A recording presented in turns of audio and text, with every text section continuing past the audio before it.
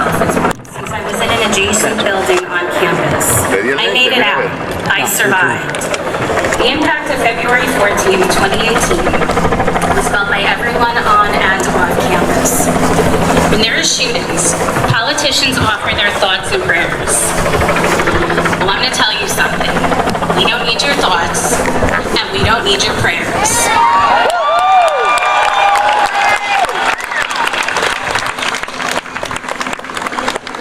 We need policy, we need change, and we need action. George, send me out this striper here.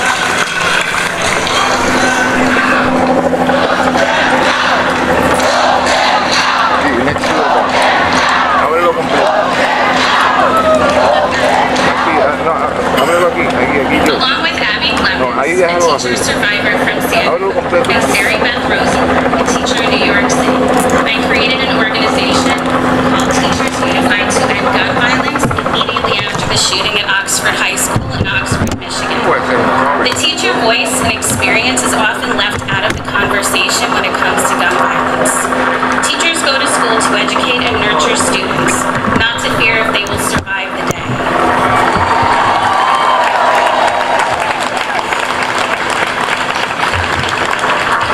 It's also important to remember that gun violence not only consists of school shootings, it's violence in communities of color.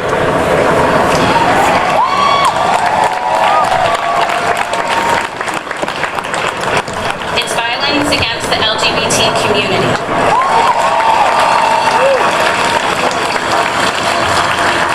It's anti-Semitic violence.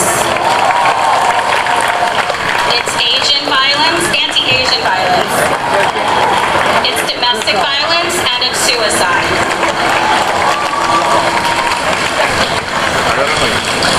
Our students bring these experiences to school every single day.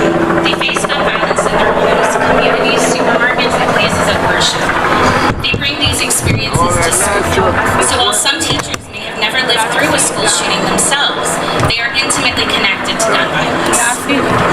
The work we do with Teachers Unified to End Gun Violence is paramount to ending this public health crisis. We collect educator testimonials, amplify the voices and stories of education professionals, and work to empower teachers and all school faculty and staff to be active in their communities, districts, and schools.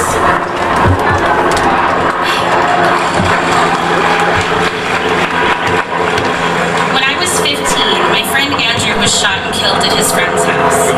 His friend's dad was a police officer. The boys were looking at the guns. They were loaded. They weren't stored properly. One went off and Andrew was gone. I was 19 when Columbine happened. I was a teacher with a son in first grade when Sandy Hook happened. I lived 3 hours from Pulse. I remember talking to my husband as the Sandy Hook news unfolded. He asked if I felt safe at school and if I wanted to continue teaching. I told him I never felt unsafe and that nothing like that would happen just in case they want to take it. The shooting should not have happened at my school, but it also should have stopped at my school.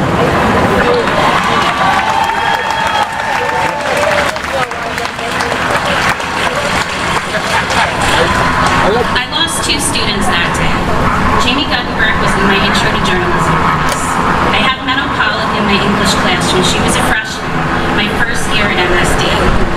Chris Hickson sat with me for hours so I could finish the sports section of the yearbook. Aaron Feist would take my son to Westglades in the golf cart when it was raining. We, the people, elect our lawmakers and leaders. They work for us. They do not work for the NRA, and they do not work for the gun lobby.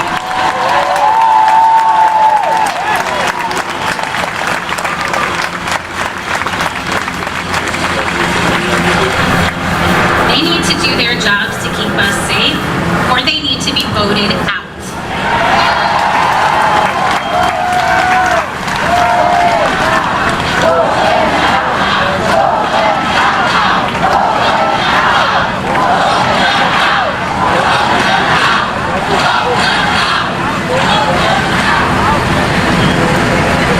Houston 3 days after the shooting in Uvalde, Texas at Robb Elementary School. I attended the NRA convention across the street from where it was being held, alongside activists from around the country.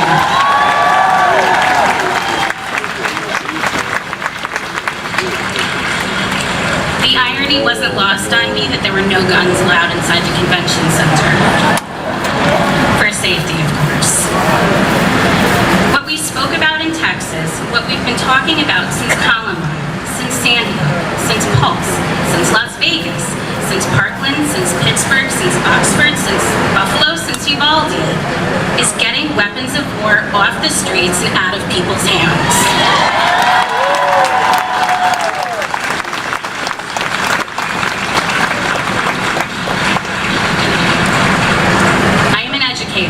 I am a wife, I am a parent, I am a daughter, I am a sister, I am a niece, I am a cousin, I am a friend, and I am a gun violence survivor.